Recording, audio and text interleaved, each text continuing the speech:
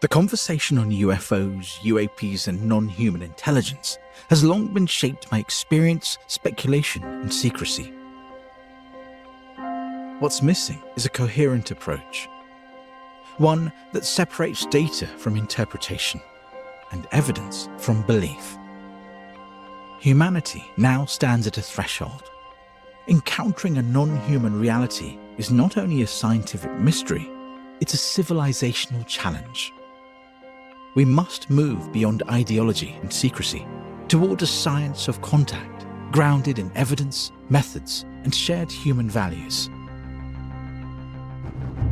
The Human Institute is building that foundation. The Investigating Non-Human Intelligence series is the first public multidisciplinary forum dedicated to developing the scientific and ethical foundations for researching our human encounter with non-human intelligence. The series convenes leading scientists, philosophers, and field investigators to explore new approaches, methods, and emerging data and findings to ultimately generate breakthrough discoveries in non-human intelligent phenomena. These one-hour presentations bring forward serious work by serious people, charting a roadmap for a new science capable of understanding and managing the unknown responsibly before it manages us. We invite scholars, experiencers, and all who seek clarity to join us.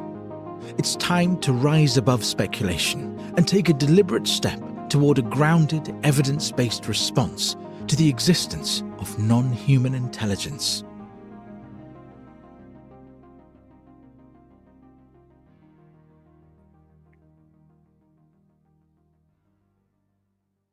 Good evening, everyone. Welcome to this presentation in the Investigating Non-Human Intelligence series, an initiative of the Human Institute in partnership with UAP Med. My name is Reed Summers, and on behalf of the Human Institute, I'd like to thank you for joining us in this third lecture in the series as we continue this rigorous investigation of one of the most consequential questions of our time. Are we observing technologies of non-human origin, and with it a possible form of non-human intelligence? In this series, we're setting out on a new journey, one that brings together leading minds in science, research, and investigation to lay the methodical groundwork for what may become a new research and line of inquiry into the fundamental nature and reality of non-human intelligence. Within this new forum will be presented the key methodologies, frameworks, and investigatory practices necessary to build a credible, evidential basis for assessing the potential existence, presence, and activities of what may be a non-human intelligence. The series will chart a roadmap exploring 8 layers of this emerging field, from scientific and research foundations, put this on screen, signs of intelligence, consciousness and cognitive frontiers, communication and contact, psychological and social impacts, exposure and direct encounters, public safety and responsible engagement, and ethics, law, and international preparedness. We are within the first layer of this 8-part roadmap now, looking at the scientific and research foundations of this new field of non-human intelligence. Over the last 2 sessions, we have been deliberately laying that foundation. In the opening lecture, Dr. Michael Safone challenged us to rethink how science itself must evolve to study intelligence that may not fit our human categories or the known modes of intelligent interaction. Dr. Safone traced the historical limits of classical ufology and made a compelling case for moving beyond a purely forensic approach. He proposed a transition toward what he described as a relational science, one capable of studying intelligence not merely as an object, a signal, or an artifact, but as a pattern of behavior, of interaction, and agency unfolding within an event space. His lecture reframed the challenge of NHI as an epistemological one, how science itself must evolve if it is to recognize intelligence that may not communicate, signal, or even appear to us in ways that we already know how to detect. In our second lecture, Dr. Gary Nolan brought that philosophical framework into direct contact with practice, outlining how anomalous materials, biological effects, and sensor data can be approached with professional standards of evidence instrumentation, and analysis. Dr. Nolan discussed the concrete research roadmaps, standards of evidence, and methodical guardrails for studying anomalous materials, biological effects, and this sensor data. Importantly, he addressed how unconventional data, whether anomalous, firsthand personal testimony, or other noted effects of UAP, might be treated not as conclusions, but as pre-data, as inputs that demand better investigatory practices, research protocols, and cross-disciplinary validation rather than speculation. So together, these two first talks really established a critical foundation of science and research, a framework for how to think about the potential existence and presence of NHI, and a roadmap to investigate it responsibly. Now, tonight, we take the next step from how we should think about NHI and how we might study it to a sharper question. Are there detectable, non-natural optical phenomena in the sky detected before the satellite era? Are we observing potential signatures of a non-human technology operating in Earth's upper atmosphere and near space environment? And more broadly, what would the technosignatures of an actual non-human intelligence look like in our astronomical data? You know, for decades, science has searched the universe for deliberate signals, messages sent to be received. But another possibility is increasingly difficult to ignore, that intelligence may already be leaving detectable traces, not as messages, but as patterns, transient anomalies embedded in observational records that we already possess. The challenge here is not only in recognition, but in imagination. And today's speaker, Beatrice Villarroel, has employed both to explore how astronomy, historical sky surveys, and modern data analysis can be used to identify phenomena that resist prosaic explanation. I want to encourage you to ask your questions to today's speaker at the QR code that we'll put up on screen here or at the link provided. Please head over, ask your questions throughout the talk, upvote the questions of others, and we will have a lively conversation with Beatrice at the conclusion of her talk. At this point, I'd like to bring onto stage Ted Rowe. Ted Rowe is going to help me introduce Beatrice. He is the executive director and founder of UAP Med. Together, our two organizations have set out to create a truly multidisciplinary forum to build the intellectual, ethical, and scientific architecture for investigating the fundamental existence and presence of what may ultimately be confirmed as a non-human intelligence. So welcome, Ted. Thank you, Reed. Thank you very much. Today's speaker, Dr. Beatrice Villarroel, is an astronomer whose research focuses on identifying rare, non-recurring, and anomalous phenomena in Earth's near-space environment through large-scale astronomical data analysis. She is a research fellow at the Nordic Institute for Theoretical Physics and has held positions at institutes including Uppsala University and Stockholm University. Dr. Villarroel is best known for leading systematic investigations into so-called vanishing objects, sources visible in historical astronomical survey data that have no corresponding counterpart in modern observations. Her work applies rigorous statistical methods to archival sky surveys, emphasizing long baseline, cross-epoch comparison as a powerful tool for detecting phenomena that evade conventional observational strategies. In the context of unidentified aerial phenomena and potential non-human intelligence, Dr. Villarroel's research is notable for reframing the problem as one of data archaeology rather than speculation. By integrating historical archives, modern instrumentation, and open scientific collaboration, her work demonstrates how rare, transient, or non-anthropogenic signatures might be identified without presupposing their origin or intent. Her research has been published in peer-reviewed journals and has attracted international attention for its methodical rigor and its implications for how science can responsibly investigate anomalous observations. So with that, I'd like to introduce Dr. Villarroel. Hello. I'm very honored to be here. Thank you very much for inviting me. Here.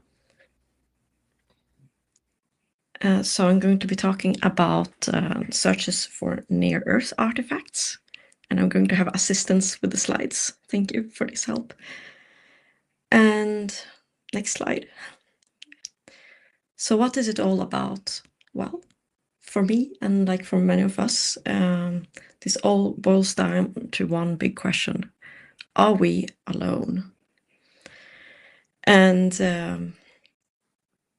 many of us maybe already have an answer, or think we have an answer to this question, and many feel that we still don't. So there's probably going to be all kind of answers to that questions in the audience. This has, however, been a very important driving force for me in my research, in particular in the last years.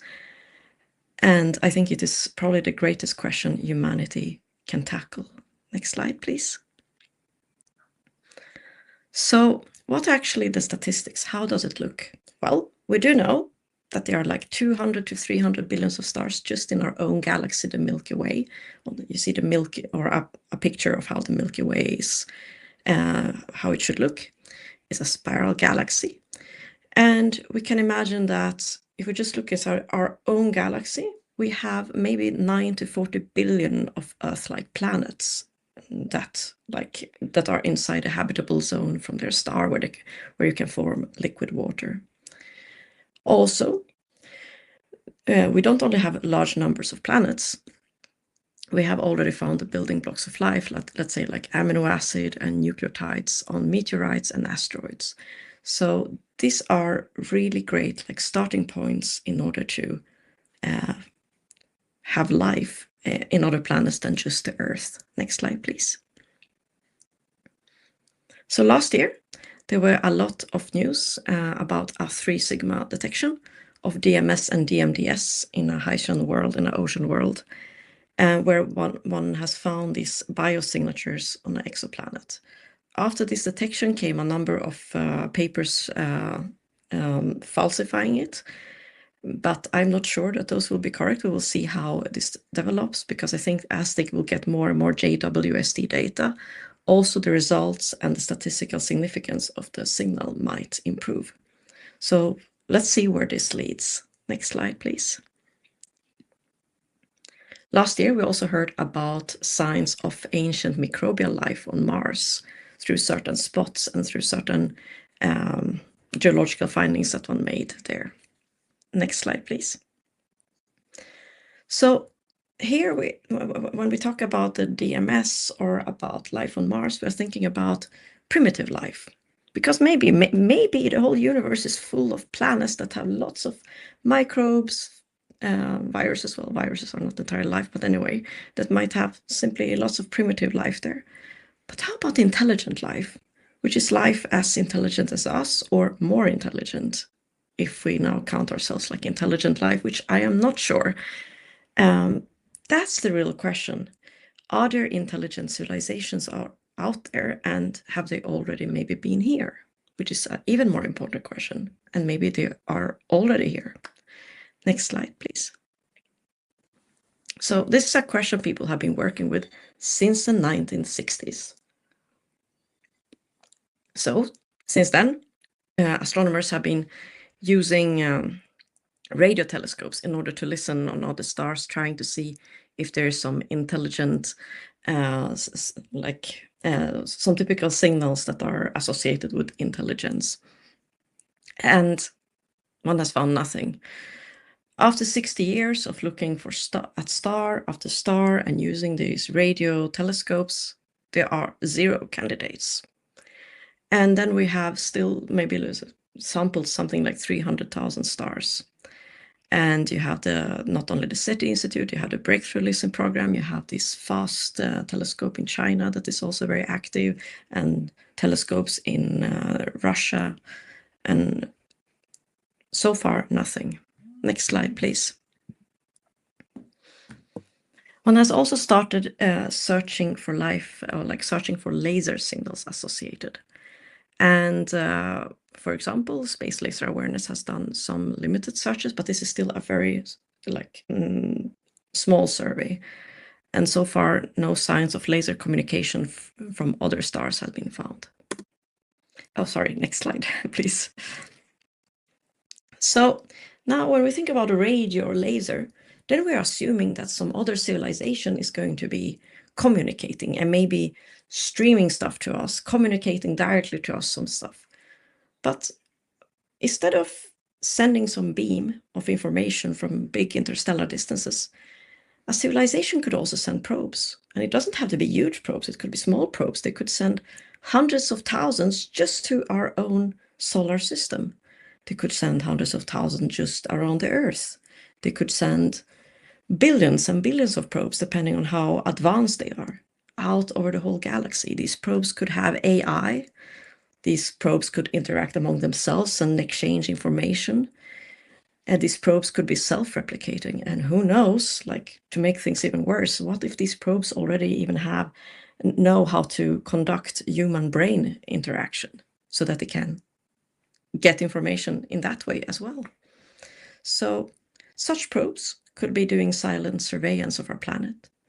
They could be residing on the surface of the planet or another planet. It could be on Mars, they could be on the moon, they could be on asteroids, they could be orbiting the Earth, and maybe they can even enter the atmosphere. We don't know what are the technological limitations of another much more advanced civilization. And with these probes, nobody demands that they travel faster than the speed of light. They could be traveling here for some 100,000s of years in a big mass and then just be here. Anything is possible, but the point is, we are capable of building things like the Voyager and Pioneer probes that can leave our own solar system. Why wouldn't another more advanced civilization be able to send something to us? Next slide, please. So, and that's has been the basic question for my research in the last years. I'm interested to search for potential extraterrestrial or non-human probes inside our own solar system, and especially close to the Earth.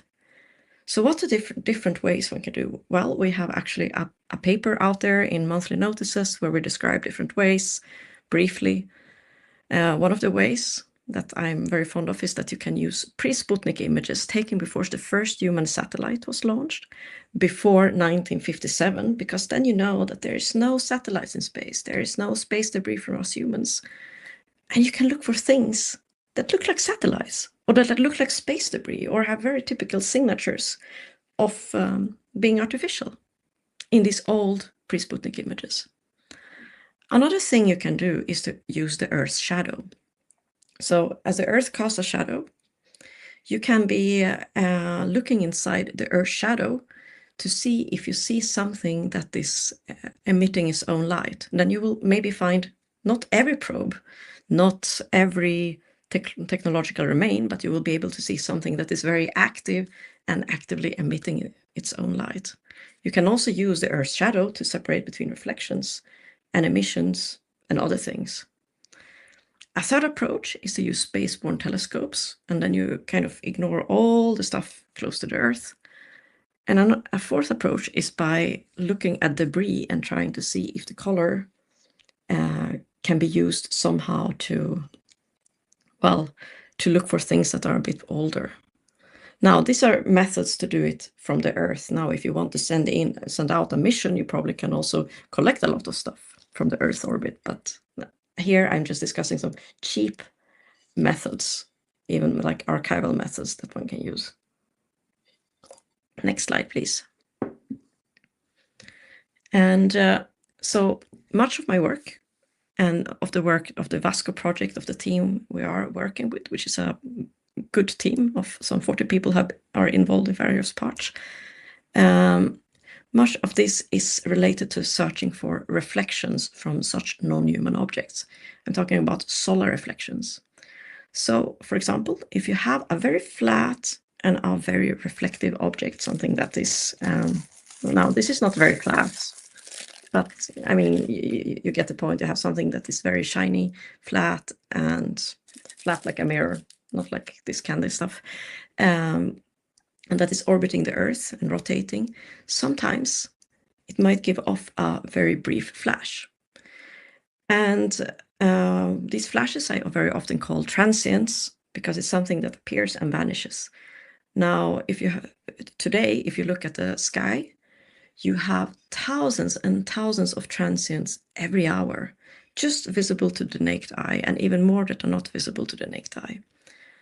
And to compare with, if you would have an asteroid or something that is just a round thing, they don't leave these flashes. What they are leaving are streaks. Natural or objects or rough surfaces, round, all these things are leaving streaks. Meteors, streaks. And if you are looking into these images that I'm looking into, they have been taken during 50 minutes when the telescope is tracking the stars. And there is very easy to separate a flash from a streak. And these flashes that you can see on the sky today, they usually last something like half a second or up to a second or so. And yes, these images are usually taken during 50 minutes of exposure. Next, please. So what can you actually predict as typical signatures of ET probes? Well, you can not only have one flash, you might have multiple flashes, multiple transients. You can have triple transients. And very elegantly is if you find many of these along a line, let's say, because then you have an easier time to actually say that, yes, these are flashes and it looks like one object that is moving also. Next slide, please. So how have we been doing this? Well, it actually started with a completely different project idea. I was interested in looking for vanishing stars when we found something else. But what we essentially have been doing is that we've been looking for vanishing stars or objects that are there in old images from the early 1950s from Mount Palomar that had these big glass plates. And these big glass plates have been digitized, and you can get access to the digitized data online. And we've been comparing them with images of the sky as it looks today, like from 10 years ago, pan-stars, and try to see everything that differed. Next slide, please. So the Vasco project, well, we were interested in this vanishing star, finding one star that vanishes, and we actually went through something like 600 million of objects with automated methods.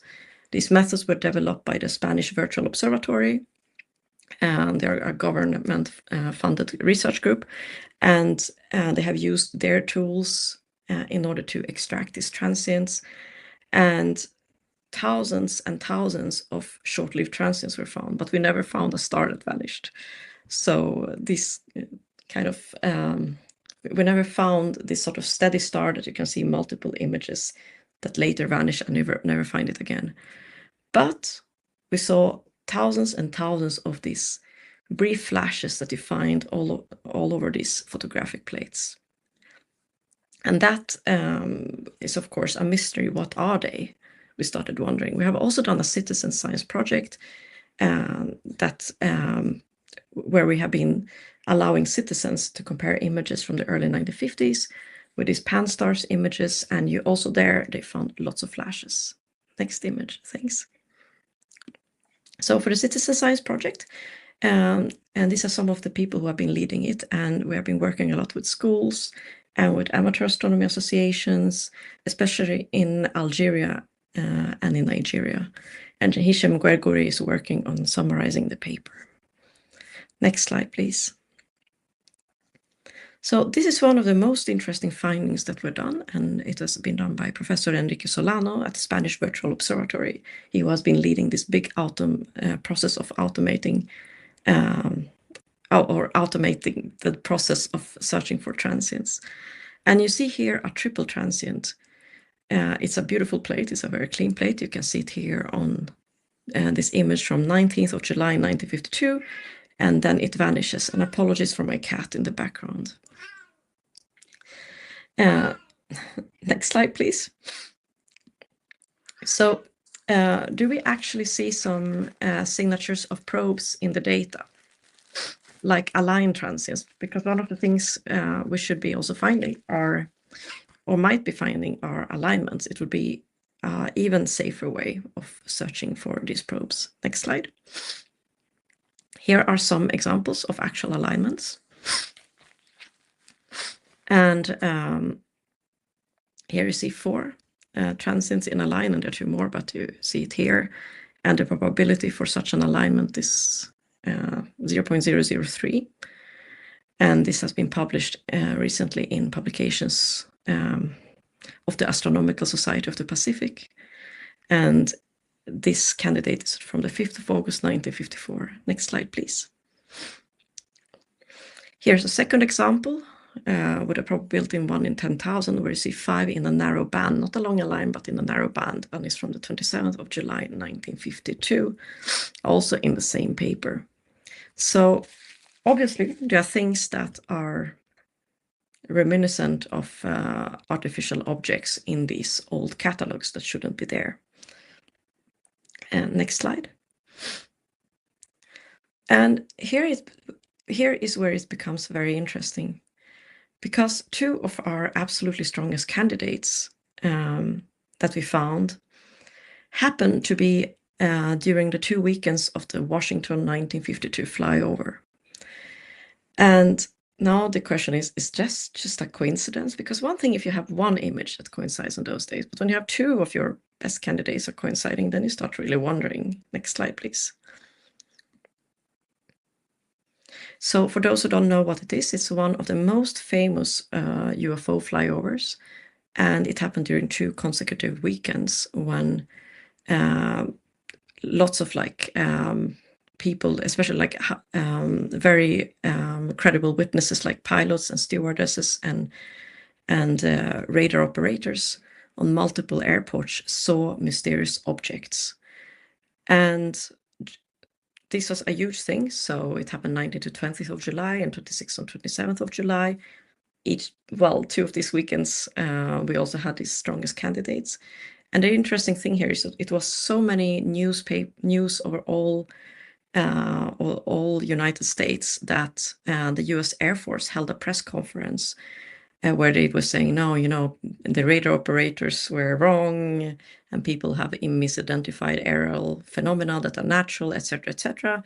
And this was done with the help of, and this kind of debunking was made with the help of Donald Menzel, who was a famous astronomer at that time, but also a famous UFO debunker. And there are good stories about him that I will not dive into here. But if you want, read Ryan Perky's essay that he posted 2 days ago. So Ryan Perky, he has written a really important essay about Dr. Menzel. Next slide, please. So therefore, we have been wondering, is there a correlation between these transients that we see on these old photographic plates and UFO phenomena? And we do indeed have a paper now that was published in October in Scientific Reports. It has 111,000 accesses, and where we actually do find such correlations. Next slide, please. So Stephen Bruell has been leading this work, and he has used 107,000 vascular transients just from the Northern Hemisphere that Enrique Solano and the Spanish Virtual Observatory have gathered with fully automated processes. And he has used nuclear tests from Soviet, UK, and Britain, and UFOs from what is it called? From the UFOCAT database. And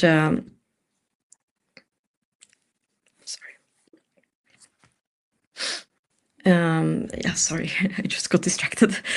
And so what happens here is that he has used this different catalogs, and he has now looked at various correlations. Next slide, please. So the first question is if there's a UFO-nuke connection.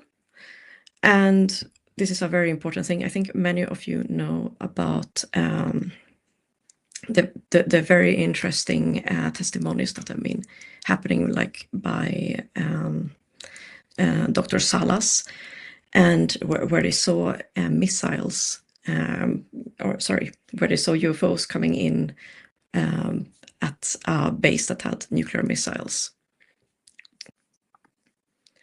Also, there is the famous UFO nuke book by Robert Hastings, and there are lots of documented research on this connection.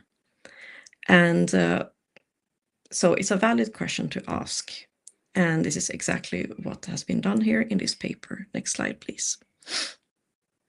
So Steve, he has done the statistical studies here, and he can see that within the day after a nuclear test, you see a 68% increase of transients.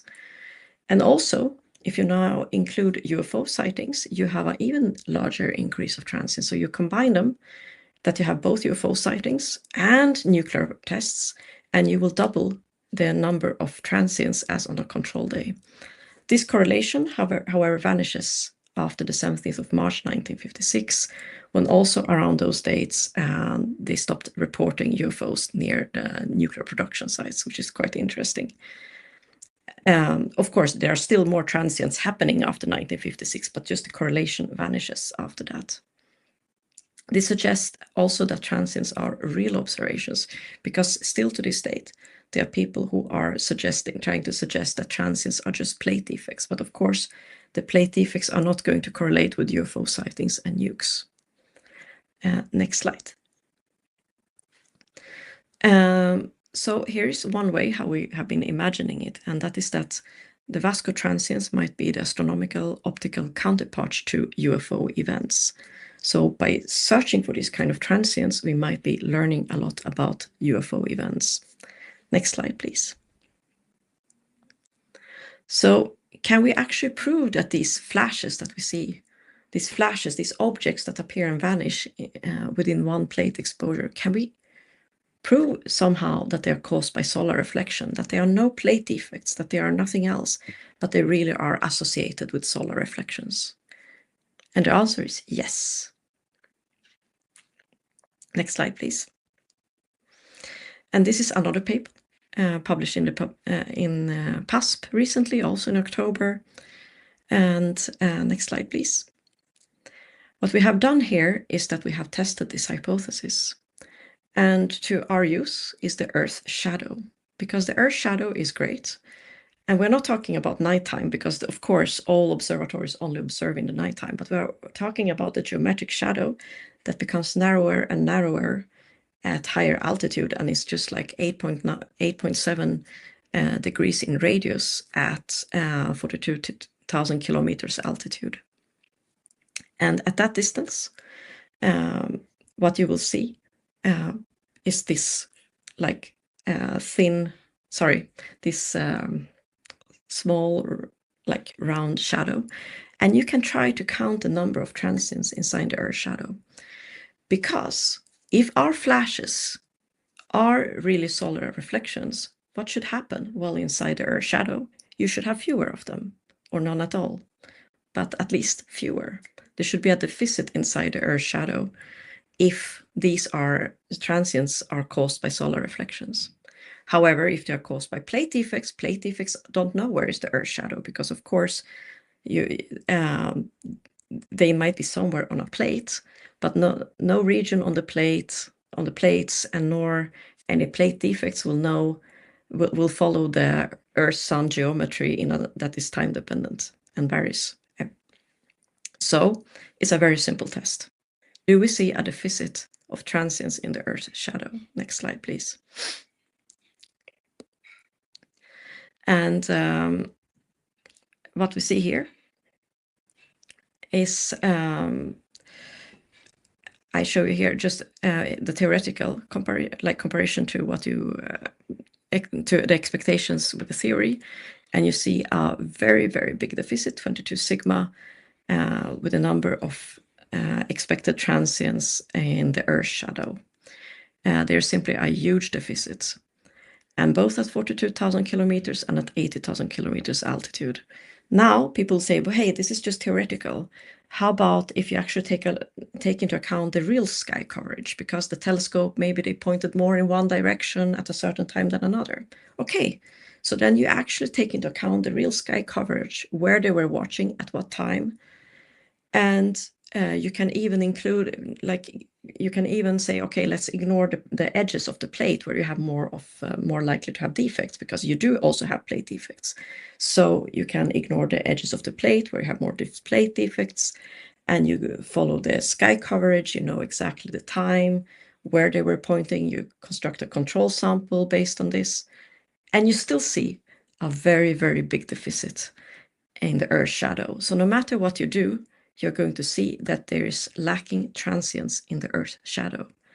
And there's a deficit of roughly 30-35%, which suggests that like 1/3 of all our transients are related to solar reflections. Next slide, please. So these are the implications. Roughly 1/3 are consistent with solar reflections. And this requires very flat, highly reflective surfaces in orbit. And I'm talking about things like glass, like mirrors, like polymers.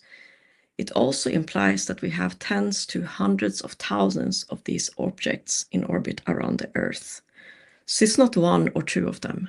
It's a lot of them, because actually our photographic plates are full of these. And what it also implies, to just make it even like scarier, is that a lot of these dots that astronomers have seen for 100 years, they have seen them and they have assumed that these are just plate defects. They have ignored them. They thought it was noise. And they said, unless you see an object on at least 2 different images, ignore that point.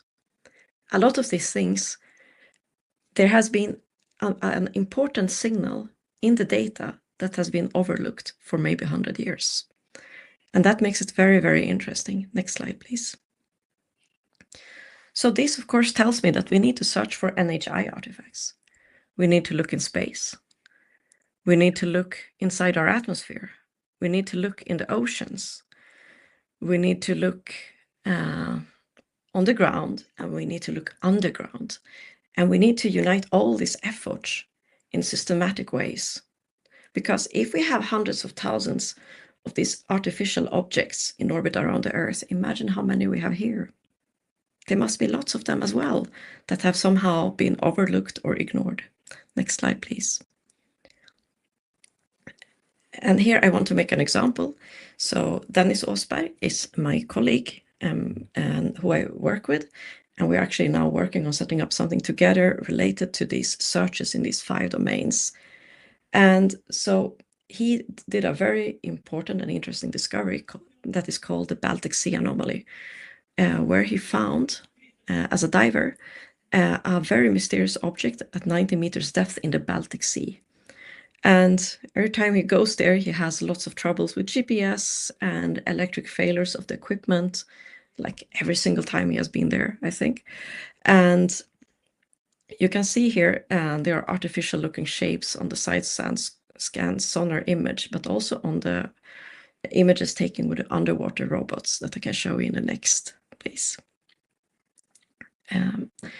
On the upper left side here, you can see this right angle in the yellow image, like right angles that they don't look very natural.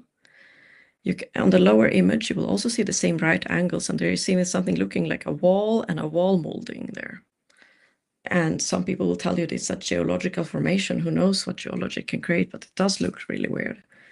Upper image, you can see on the left side, it looks like a frame with a circle inside. And if you look below, you see actually a zoom in of the same circle with a frame around it. And these are things we hope to get better imagery of on the next expedition. And Dennis is leading these expeditions now to finally try to understand what did he discover in 2011. Because maybe it's something related to non-human artifacts, maybe it's something related to something totally different, but it looks like a very interesting candidate. Next image, please. Yes, we had actually 2 new expeditions in 2025. There's a team, it's a collaboration between the Society of UAP Studies and Maxiphone that you already have heard. Stockholm University, the University of Würzburg, CQR, and the Sigma 2 3AF in France. And yeah, we do have some new data that is being analyzed. Next slide, please. So where next? Well, of course, like I mentioned, Dennis and I are going to try to find ways of exploring non-human artifacts in all domains, from space to the deepest oceans. But also I'm having this project Exoprobe. We will try to look for these objects in the modern sky, not only in this old photographic place, but in the modern sky. And so next slide, please. So what is the idea? Well, of course, ideally you want a global network of telescopes, but we are a little bit more humble. We're going to just try to set up a network of telescopes in United States, New Mexico, Arizona region, and with the goal of trying to look for not only objects that are non-human, but maybe active probes. And next slide. So searching for active probes is much easier than searching for, let's say, something that is reflecting the sunlight, but we will do that too. We will do both of them. So when you have active probes, like if you look here, you can use certain tricks like the Earth shadow. We will come back to it later. But in general, what we want to do is to detect something. We want to localize it, and we want to verify it, like by using multiple telescopes, and we want to be able to replicate the finding easily. And how does this differ from, let's say, Galileo project and those? Well, the Galileo project, they are looking for basically anomalous objects. They're looking for things that don't fit anything else. While we are looking for very specific and identifiable signatures, these flashes that I mentioned several times, these transients, from an ET probe. We're also keeping with a search range from 35,000 kilometers altitude, because we don't want to look inside the Earth's atmosphere. It's much easier to just look outside and try to minimize the background of human objects. And we want to minimize the number of false positives. And we want to try to get some kind of both spatial resolution, time resolution, and spectral resolution if possible. Next slide, please. And to do that, we need, of course, the appropriate instrumentation. Currently, we do have one plane wave delta rho telescope that is used. Next slide, please. And the main telescope stands in New Mexico. We have a collaborating telescope from the Space Laser Awareness. Next slide, please. And like by extending and having multiple telescopes, the good thing is that we can then measure the parallax and the distance to the object. We simply will triangulate it. Next slide, please. And so now we have these two telescopes there. Well, one is for taking spectra, and the other one is for taking images. But we are going to need more telescope for the images. Next slide, please. And as I mentioned, we want to stay outside the atmosphere because it's easier to avoid all the airplanes and ducks. Next slide, please. And I've been mentioning this before, but the Earth shadow can help to filter out all solar reflections. Now, when we were imagining the exoprobe in the beginning, we were thinking, oh, it's going to be great. We're just going to look for all these active probes emitting things, and it's going to be super exciting. We can look for the UFOs. But we never thought about these VASCO results. We were not aware of how many of these interesting objects are there, and that will be filtered out with Earth shadow. So we are now trying to use like multiple approaches to the same question, both looking for active probes, but also try to complement the VASCO studies by looking at the number of objects that actually are reflecting sunlight and comparing them to the VASCO numbers and objects that we can find there. Next slide, please. And yes, and one of the things that we of course hope to do is to get real-time spectra of any emitting object, because then it's going to teach us more about active probes if we are lucky enough to find one. Next, please. Yes, and adding more telescopes is what we will be hopefully be doing over time, but slowly, because we want to be always working very systematically and carefully. And because by having many combinations, we will have much more accurate measurements on the parallax and be able to localize things much more accurately. Next slide, please. And this is an animation that is not making itself very well in PDF format. It was intended to show you how the exoprobe worked. we can do that another time. And jump to the next slide. And of course, if you know people who want to collaborate with us and to extend the network, we will be very happy to collaborate with both professional and advanced amateur astronomers that might have equipment that is compatible with ours, which is like CMOS cameras and good plane wave delta rho telescopes in New Mexico, in Arizona, and in California. Next slide, please. And yes, this is where we are going. And I think we really need to take this search for non-human artifacts very seriously. There are specific signatures we can look for, which are these flashes. We don't need to try to imagine something that is so anomalous that it doesn't fit in with everything else. Let's just look for these very real, very physical signatures of flying saucers, if you want to call it that way. And we really need to do this very systematically, search everything from the oceans to the near Earth orbits. And I think this is where the future of ufology has to go. We need to be specific, and we need to work with hypothesis-driven methods, because when we have our hypothesis clean and clear, it's going to be much simpler. And with that, I would like to thank you all and express gratitude for allowing me to speak here today. Thank you. Thank you, Beatrice. Fascinating work, very compelling data and findings. I want to thank you for your original and highly creative approach to going back into the pre-Sputnik, pre-satellite era to see if these transients were present, and indeed you did find what you found. So a very novel approach, and I think it really was an eye-opener, not only for the UAP community, but increasingly at the edges of it into the scientific community. And I'd like to get into that with you. I'd like to invite onto the stage again Ted Rowe of UAP Med, and I'd also like to invite for the first time to the stage Chuck Schreiner. Chuck is the impassioned, bold, and enthusiastic coordinator of this initiative, and he's been working with all the speakers, getting out all of the outreach and helping make this a reality. So thank you in advance, Chuck, for all your work. Thank you. Working with the Human Institute on this. So now we're going to go into questions, and Chuck, I'll let you take it away. Beatrice, first of all, that was just I'm just so amazed by the work that you're doing, and and to do it on a shoestring budget, I just creative kind of thought. It just kudos to you.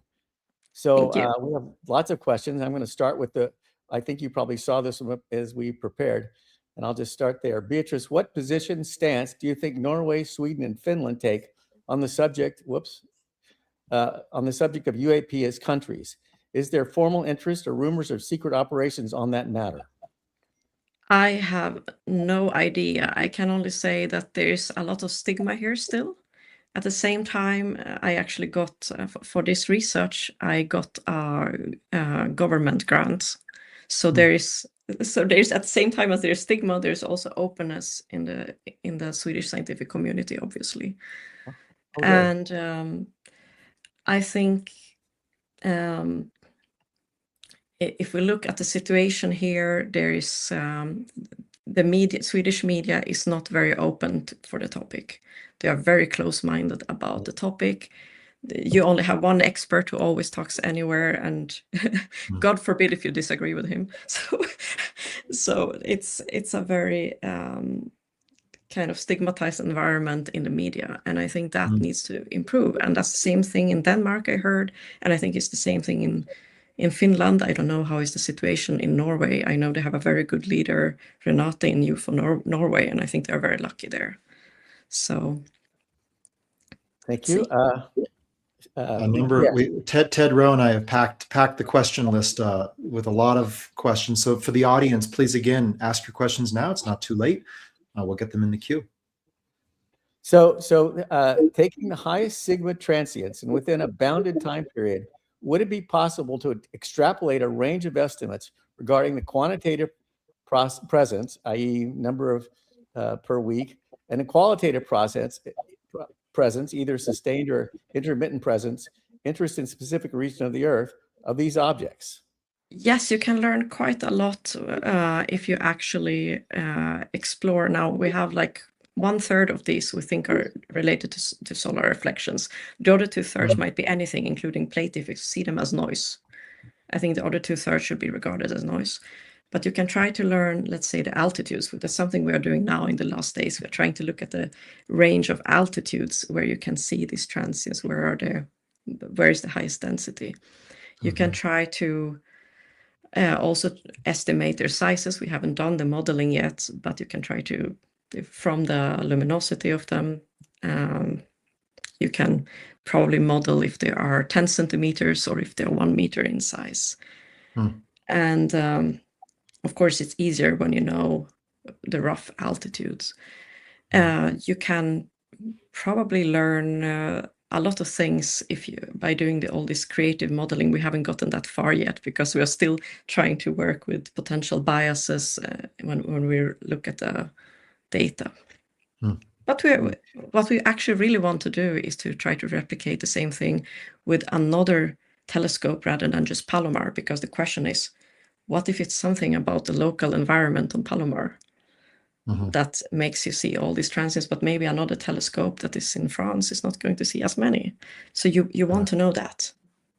You really if I can want to do know a this. quick follow-up question, because there seems to be this correlation between these transients and nuclear tests or detonations, as well as reported UAP sightings. Is there any more granularity possible in the existing historic data set where you can say, actually, there was a preponderance of transients over Oak Ridge National Laboratory or over the Pacific coastline, or objects of a certain size? I'm sure you can learn more, but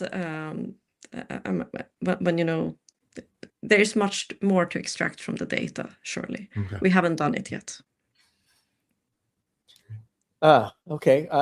I'm, as an amateur astronomer, I'm really envious of your plane wave telescopes, but that's a different conversation. Next question. What methods currently exist that could give real-time observation of capabilities of anomalies in the upper atmosphere and near space environment, given a crowded orbital environment and the problem with space debris? What methods like radio occultation could be a viable way to detect anomalies?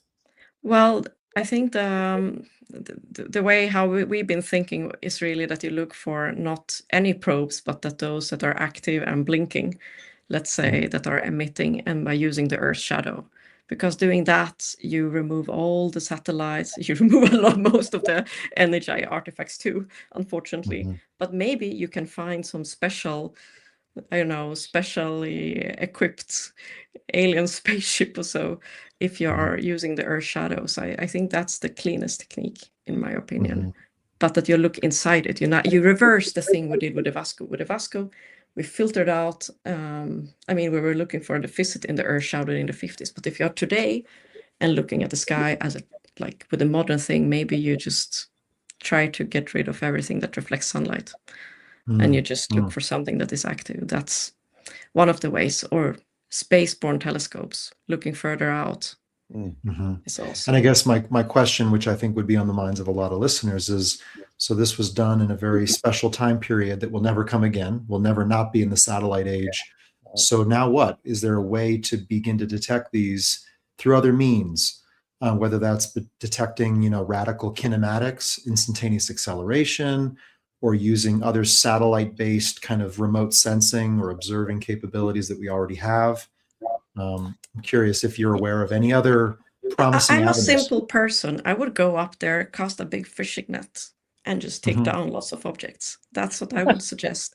Or go there and send up a lot of sensors and photograph all these like objects that might be there. But I think we need space missions. We need space missions and really somehow be able to, let's say, if you have an object that has been there for some thousands of years, it might have many more micrometeorite holes than it might have other features that are indicating that it has been there for a long time.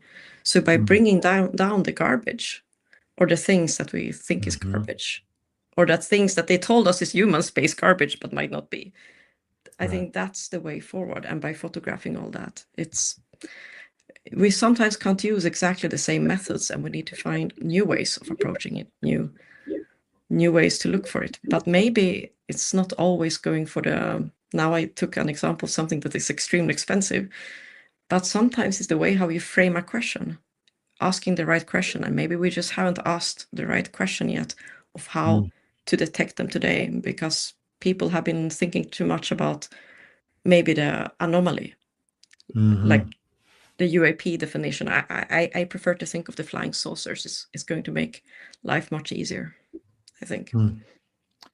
And Beatrice, really quickly, when you say that, do you mean in the sense that those are acknowledged morphologies of a structured object or craft versus UAP as a catch-all, which could mean pretty much any phenomena? I think the UAP as a, okay, so now I'm going to give you my conspiracy thought. So I think that the broader we like, the broader category we have, like UAP is a dumping category, is a thing that doesn't fit anything else. When you use a dumping category, you don't have a real hypothesis. And then you can always use, people, what they do is that they use the exclusion method, not the scientific method, when they investigate the UAPs. I think it's a trap. It's a trap that you make it broader and broader, and you never know what to look for. You just go on in a circle. But when you specify it and you say, I'm going to look for my flying saucers, ignore the stigma. You go for the flying saucer-like thing. You know precisely what you look for. You know precisely how to define your, like, what to look for in the data set, how to make your experiment much cheaper. It will take down all the cost for your experiment. And that way, you simplify the life. And I think also today, when we look for things, we shouldn't be saying that we look for UAPs. We should say, oh, yes, I know there are orbs, and I know there are triangles, I know there are a lot of other interesting phenomena, but by being extremely specific, like, for example, about the flying saucers, we're going to have an easier life trying to detect them even today. We just need to be very specific and hypothesis driven, and using the scientific method instead of the exclusion principle. And that's my thought about it. I'd like to speak to that for a second. Back in 1999, Dr. Haynes and I came up with the UAP term as a pronoun with a definition. And we promoted that through our work at NARCAP, working on aircraft and aviation reports. It seemed like the simplest, most direct way that we could go with a limited budget to find information, to move forward. We couldn't use the term flying saucer. We couldn't say UFO. Pilots wouldn't talk to us. What term was it? UAP. That was the term that would let people speak to us. However, as you say, it's a dumping ground. It isn't specific. It doesn't really define what it is we're after. And as the what did the A stand for, Ted? In that standpoint, aerial. It meant unidentified aerial phenomena versus anomalous phenomena when the government changed the terminology. So my point is that as the stigma inhibits our ability to speak directly to the problem. We've had to find workarounds and all of that. And I absolutely agree with you 100%. You speak to what you're talking about with a level eye. We have evidence. It is debatable. And there's no reason for us not to take a stand on that. Of course, we want to do it in the most reasonable, rational, scientifically supported fashion whenever possible. But I agree with you 100%. Call it what it is. I think the problem really arises that there's some of the, I observe here in Europe, you have some of the serious UFO groups. They are afraid of talking about NHI, or they are afraid to talk about anything related to green little men.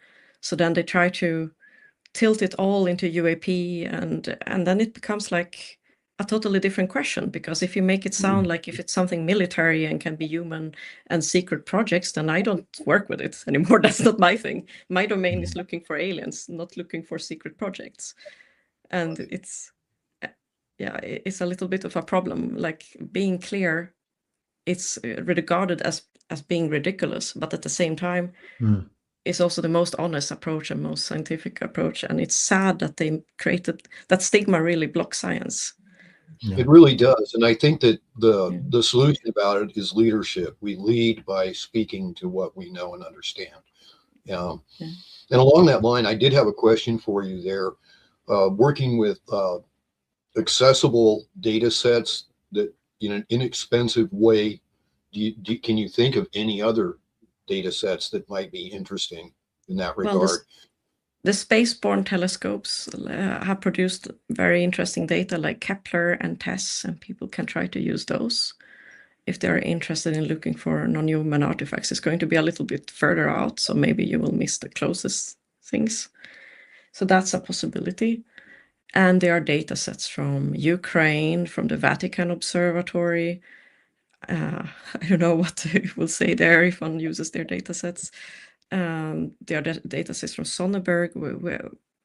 There's a number of them. Not all of them have been digitized. So the problem is like, what has been digitized? What is available for us? Sure. Because digitization is a complete project by itself. Right. And it can take years. So yeah, there are other data sets as well. I think we really need to think about how to use available existing data, because the problem isn't the lack of data. People say always the problem is lack of data. The problem is the lack of questions and imagination in formulating the question and doing the work. I think the data is all there. It has been there all the time. That's a powerful call to action, and that's definitely at the spirit of this series. And our collaboration here is really to broaden the lens, to ask those questions that are outside the bounds of the traditional kind of line of inquiry within science and in the public sphere, and use what we already have and use these emerging capabilities in terms of machine learning, where it can be garbage in and gold out, not garbage in and garbage out, right? So there could be a fundamental paradigm shift in how we engage with data. And so thank you for spearheading that. I also just want to call out that the SCU has done some important Scientific Coalition for UAP Studies, some important research and analysis of the taxonomy of reported craft shape. And flying saucers are a well-acknowledged craft morphology, historically, less so in the present, which is interesting in that, if that were the craft of a specific non-human, intelligence, and it disappears in the historical record, that might suggest a transient nature in terms of what is engaging when. It's not an ever-present phenomenon. It's changing and shifting, and we could gain some potential insight into that by observing the craft shapes and morphologies. And there's going to be a summit up ahead. Yeah, the UAP summit, which I'll talk about at the end of this event, is going to be highlighting some emerging insight into what those morphologies are. So save that for later. So I'm going to skip a couple of our internal comments and questions to Beatrice and get down to some of the viewers. Have other observatories given you plates from the 50s for you to look at? Whoops, just vanished. For you to look at during the same dates would be perfect. So have you gotten other data from other observatories besides the ones you mentioned in your talk? We will be looking. We haven't, nobody has contacted us and said, okay, we have plates here, but we are aware of that Sonneberg has. So we will talk to them, and we will talk to those like Lick Observatory and various plate collections. Thank you. Next question was, what are some of the biggest challenges you've been facing so far? Let me see, a lot of misunderstandings going around about the work when someone reads a paper sloppily, and it's people copy the wrong thing and misunderstandings are spreading. So that has been a frustrating thing to deal with. And people who usually spread misunderstandings, especially if they are from the MetaBunk forum, they don't want to correct the things. Even if you ask them, hey, could you imagine to correct something? No, you'll have lots of excuses, but they will not correct anything. So that's one of the things. Yes, I've seen you wage a few of those battles on Twitter. Yeah, I don't even engage anymore. It's like, well, everyone have the right to read. It's everyone's responsibility to engage in material and read what might be right, might be wrong. And yeah. So that's been one challenge. Sure. Second challenge is stigma still. Even among UAP scientists, people are become very cold and a little bit sharp other UFO researchers. That's not so fun to deal with, but that's just human nature, I guess. So, but that's tag okay. along I had many question. beautiful things. Yeah. Beatrice, in the traditional kind of or mainline astronomical community, how has the research been received or not well received? Any thoughts on why and how that could be, encouraged into a broader kind of astronomical community inquiry into I what had you've some discovered? people who I never expected to be positive to actually write some very nice things, that they got like interested in it. Like some people who I always thought were super skeptical about UFOs, that thought that, okay, this actually now there is a way to study the question of UFOs in a real way. Now there's a way how we can try to replicate or study. So that has been a very nice thing. And of course, there's a lot of people who just say, oh, it's plate defects. Plate defects. You Right. have a complete choir of people who say it's plate defects, but nobody will explain me why the plate defect is avoiding the Earth's shadow and why the plate defects are running around to avoid the Earth's shadow. Because, of course, the Earth's shadow is time dependent. It's moving. It depends on the sun and the Earth and the geometry. And why they are avoiding them, nobody can explain that. It's easier to just scream plate defects. So when yeah. you bring that up, how do they respond to that? Did they just change the subject, or? There's another way how one then does it. I mean, ad hoc assumptions are the easiest way among scientists. Then one person, like he said, well, two type of feedback I got then. Oh, maybe it's some systematic effect. And you ask them, okay, explain me a mechanism for the systematic effect. Because just saying systematic effect, it doesn't tell you anything. It's just a term you throw out. You need to come with a plausible mechanism. No reply. Another person said, but wait, if you have so many, like a big fraction of contamination in your sample, then the sample is invalid. And you ask them, okay, so if you make the sample invalid because there is noise, you have to close CERN, you have to close LHC, you have to close a lot of medical studies. We close 95% of every statistical study ever done because there will always be noise. And it's interesting, like, to what extent people try to go to just ignore a result. Yeah, I think of this as not just a technical issue, but it's a cultural issue. Yeah, the core of it, that we're really resistant to change. Particularly, this is not just change. This is like change. This is huge kind of event in human history. That it's difficult to wrap. It's almost like a developmental need that a human being needs to accomplish in order to wrap their head around this and see it, with at least curiosity. I think so too. I think people are afraid often, and the scientists are more scared than others because it's a bigger shock for them, I think. I think one tries to deny. Think back to Michael Saffone's statement in his lecture, where there seems to be this kind of psychology of impossibility, where it cannot be, therefore it isn't. Right. Where actually, no, the observation, though an outlier, is an observation of an actuality, therefore it must be, and therefore we have to figure out how it can be and revise our notions about just about everything, if necessary, to account for what reality is presenting to us. So how to get over that hurdle? Is it how to get the 51st grain of rice on the scale so that the scale starts to tip internally? It's a challenging process. Yeah, but I think until then, most scientists will try to say it has to be plate defects. They must be somehow following, right, knowing where to go on right, the plates. Yeah. Or so we will see. Defining rationalism, a rational approach to something before you know what it is, is not wise. I mean, the point is to collect enough data to develop an ability to understand it. And if you're starting off with that isn't possible and everybody's crazy, then clearly you're not going to get anywhere with it. And that's why this series is so important. We're bringing rational people together to make rational presentations about rational data, and we're asking people to make rational understandings about it. And hopefully we'll achieve that goal. And thank you very much for coming here and adding your weight to the conversation. It's very important. Thanks.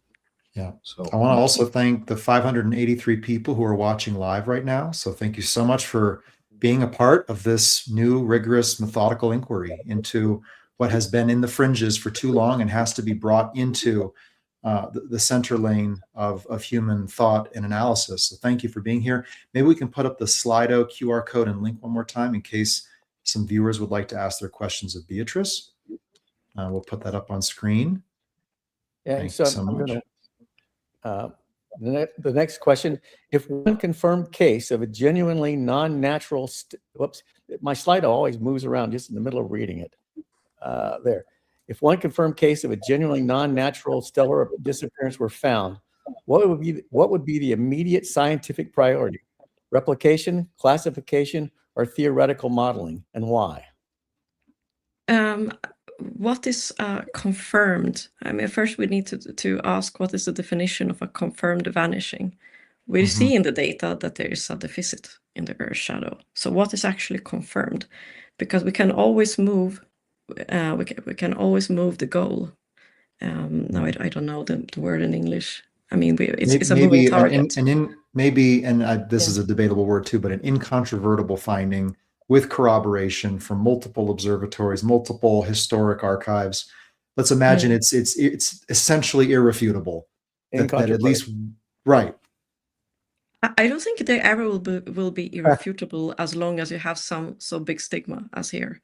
Even if something lands in front of on the White House, there will be people who will not believe it. There will be lots of scientists who say that this was staged. Even if so, I mean, we all the time have that trouble. People will always deny. Yeah. So I think that's the problem. When they created such a strong stigma that it's not the science, it's not the data, it's not the results that is the problem. It's the mindset of the observer. Right.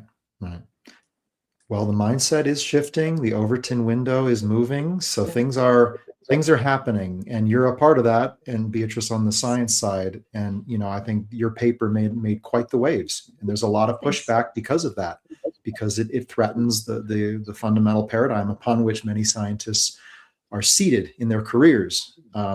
So good job. You're over you're over the target. You're taking flak. Never a bad sign. I think we have time for a few more questions, Chuck, if you'd like to walk us through. Okay. This has been a long time. Regarding land NHI artifacts, have you spoken with or looked at the research of Dr. Scott Walter? WLT. No, but please feel free to send me an email with the links. I will be delighted to learn more. All right, then I'm going to go back to one of Reed's. What is the current state of space-based Earth atmosphere? We can skip that one because I did ask. We conversed on that one. I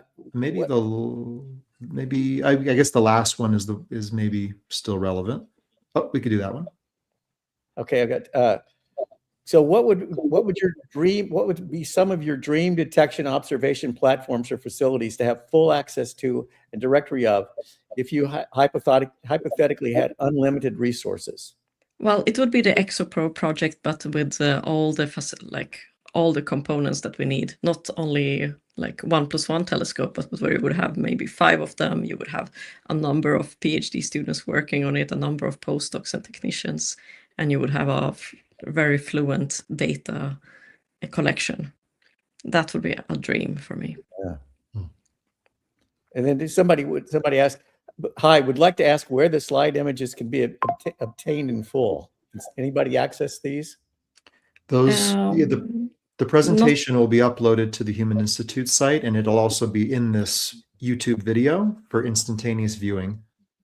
Oh, I thought the question was about her slides that she examined. I apologize. Okay. Well, yes, the slide deck we traditionally upload to the Human Institute site, if that's acceptable for the presenter. So, yes, will it be available?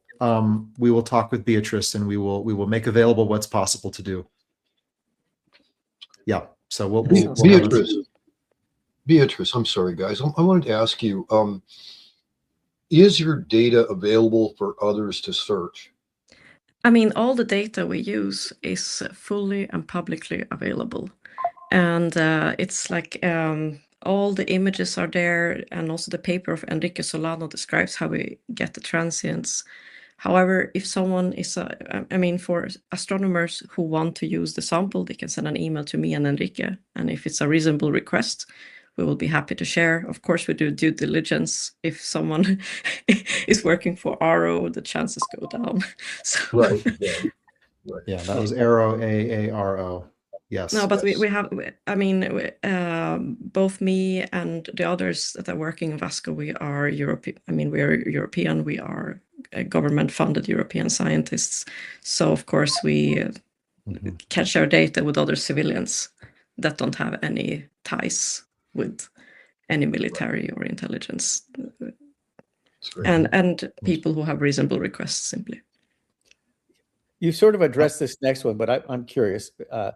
What are a couple of the most prominent or persuasive critiques that you may have noticed from skeptics about this, and how sound? Whoops, again, it just disappeared. And how sound are their arguments? So we have one skeptic who told me, "Oh, you have lots of plate defects at the edges of the plates," because yes, we do have false positives, and the thing is then what you can do is that you can look just in the center of each plate. You can look, let's say, within 2 degrees from the center, and you compare with a control sample, and you see it doesn't matter. You still have both the correlations with UFOs and with nukes, and you still have a deficit in the Earth shadow. So no, these plate defects on the edges doesn't matter. So the plate defect is the thing they always complain on. Then there is the empty systematic effect, or if a sample is contaminated, it's invalid, which would close down the whole LHC. So, this is the kind of arguments that and Beatrice, I believe you said that there are potentially corroborating plates or data sets out there in other observatories that you could compare. Yes. Yes. To. And that might be a future line of effort. Yes, and something we already started slowly working on. So. Okay. I have 2 quick questions to satisfy my own curiosity. You mentioned at one point in your slides an altitude of 42,164 feet. And I'm curious, from what you've gathered so far, are you able to discern not just specific altitudes relative, in the Earth's atmosphere, but even if something is in the solar system or is, halfway to Saturn, et cetera? Like how much can you distinguish distance? So actually I can answer for something that I looked at this morning. We get very poor resolution after 100,000 kilometers altitude. Okay. So that's where we are getting so low numbers that we can't anymore say much about it if there is a deficit or not, because it's we get into low number statistics issue. But up to 100,000 kilometers altitude, that's pretty good. Okay. And this is the next question is, you mentioned the detectable signatures, and I'm no astronomer, but I'm gathering that it's really the reflection of sunlight off of a solid surface that is the signature. And that's what degrades after 100,000 kilometers to the point where size, presence could be difficult to discern. I'm not sure I understand the question. I guess, my real question is, are there other detectable signatures beyond just the reflection of light that are interesting as an astronomer to be looking for? If one looks for these active probes, it could be that they have their own light source. Like if you look for active probes in the shadow, then it's not reflection you look for, but then you look for some active emission, that they are having a lamp that is blinking or a lamp that is emitting. Right. Or heat, or is there a chemical kind of constituency you could be detecting somewhat similar to how we detect organic molecules on exoplanets to surmise that there might be life there? Is there anything else you could be looking for as an astronomer beyond light emission, movement? That's a good question. I haven't thought about that. I'm sure there are other ways how one can look for things. Okay. It's just that I've been very restricted in a very classical physics way, in the most simple and primitive way so far. So to that, sort of in this an aligned question, could you define which type of surface could create a peculiar reflection? Must it be perfectly flat, or could it be curved? Could this? I would say perfectly flat, because otherwise the second you start curving it, it's going to be streaking. Interesting. And so you detected perfectly flat surfaces. That's essentially. That's what I would say. Okay. Also, a little follow-up there, there's been a lot of talk of this potential space-time bubble that surrounds a potential UAP, and that radar might have a difficulty, a signal bouncing off the object to the radar emitter. In terms of your work as an astronomer, would any theoretical or hypothetical insights into how a space-time bubble around a Well, craft you might can look affect at the coordinates and see if you have very, very, very, very precise measurements of the coordinates, you might see if they slightly shift. Mhm. That's one of A the slight ways. shift. Yeah, in the coordinates, and then you will be able to see if something is messing around there Okay. with the space-time. I'm curious. There are some field studies going on at ground level looking at infrared signatures of unusual objects, things that aren't visible to the human eye. They're outside of the visual spectrum. And you mentioned looking for spectra coming off of these light sources. Do you think there's any value in an infrared survey of trying Yes, to follow? absolutely. It's very idea. interesting, but you need to think about the questions you ask and not just do the survey, because there's a lot of infrared surveys out there. You just need to have it very clearly what you want to look for, and make sure that it's unique and doesn't have 20 different solutions. Mm-hmm. If I may also follow up on that, I'm interested in the Baltic Sea anomaly that you've worked on, and I have not read much up on it. I should, and I will. But what is the current state of our capability to, from space, I surmise, analyze the seafloor to look for abnormalities? I'm afraid I can't answer that, but that's a question I've been wondering as well, because that would simplify our life a lot if we wouldn't have to go out there. But I imagine the resolution would be very poor, so you wouldn't be able to say if there's a right angle or something. Under the ocean. Yeah, to distinguish a particular wreck, it must be very, very challenging. Okay, so possibly, we can't just point our satellites downward and, understand if a USO is parked at the bottom of the Mariana Trench. It's not, in any case. Depends on the size of the USO, I guess. Maybe it needs to be very, very big. Yeah. Okay. Well, so maybe along with that is the question: what are the most promising means available for civilian scientists and organizations to actively search for NHI artifacts in the atmosphere, ocean, underground? Any specific roadmaps that stand out as most important? That's something we have to do, build those roadmaps, because I think currently it's missing. We need to really work on those roadmaps for each, for the atmosphere, for the ground, underground, and each of these roadmaps will need people with specialities. To look underground, you will need the archaeologists helping you, and I think we need experts who can help us to build them. This is a big challenge, a community challenge we have ahead of us. When I hear that, I always, because I come out of a finance background partially, I always think funding. That's what I heard that say. That you need expertise, you need instruments, and all that needs funding finally, which is an enormous challenge. That's true. That's true. Yes. Well, thank you so much, Beatrice, again for this original presentation, prepared for this series, and fascinating line of inquiry that we'll all be watching closely, and you have our full support in taking this down the road. Thank you. Thank you a lot for inviting me. Yes, thank you so much.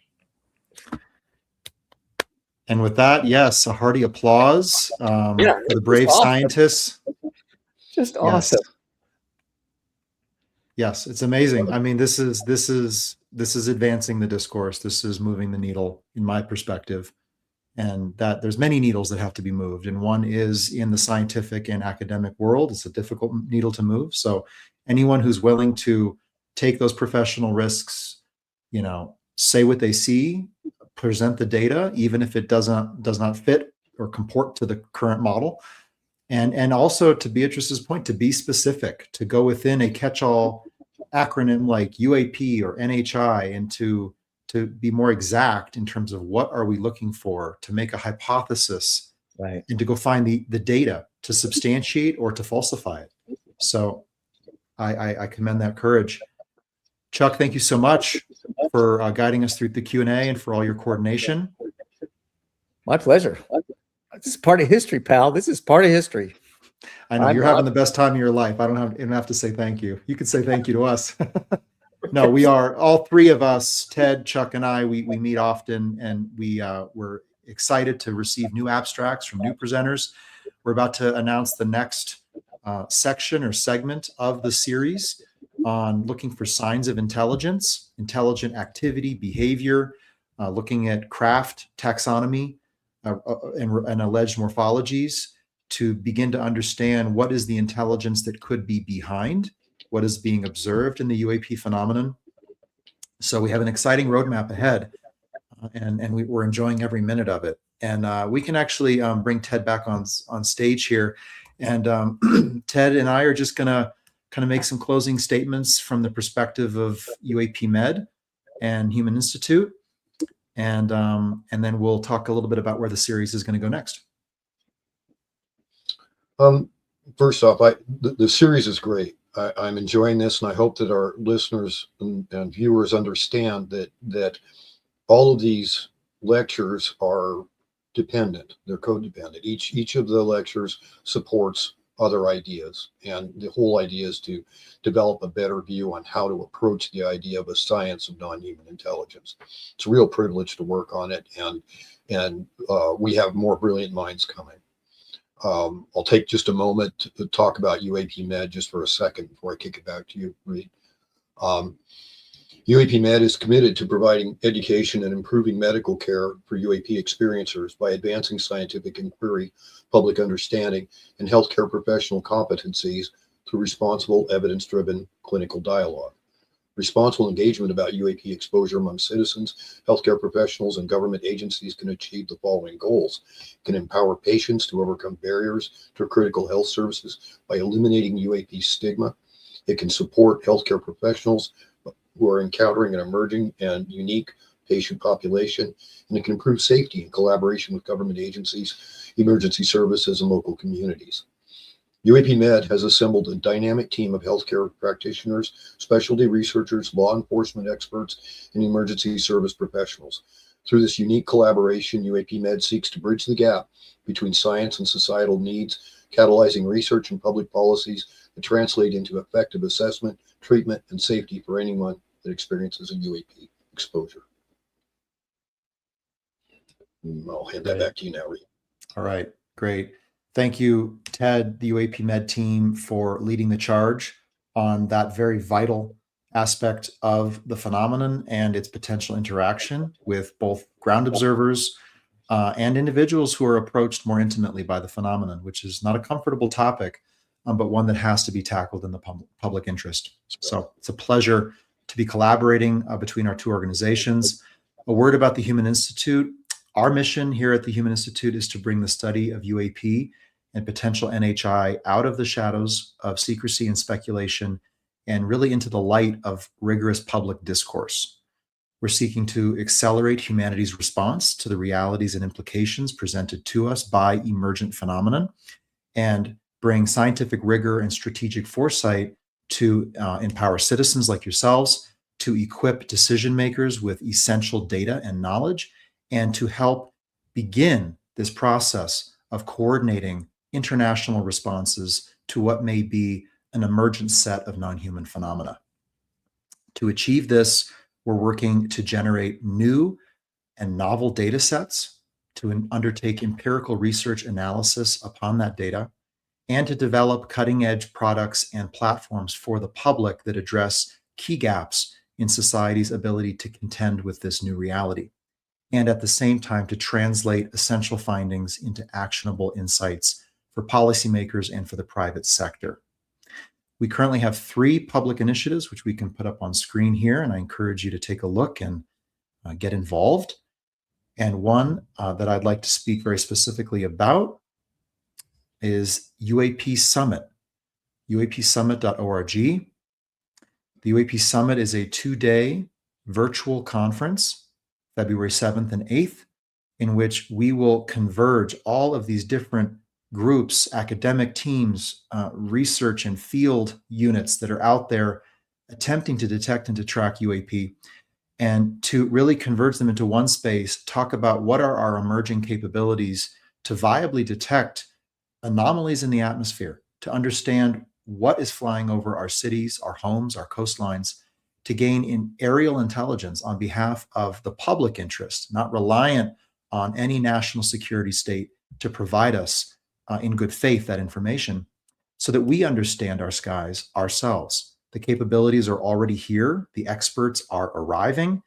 And so we're at this kind of exciting moment where society on its own behalf can generate key insight, again, into what is up there and potentially down there in the oceans as well.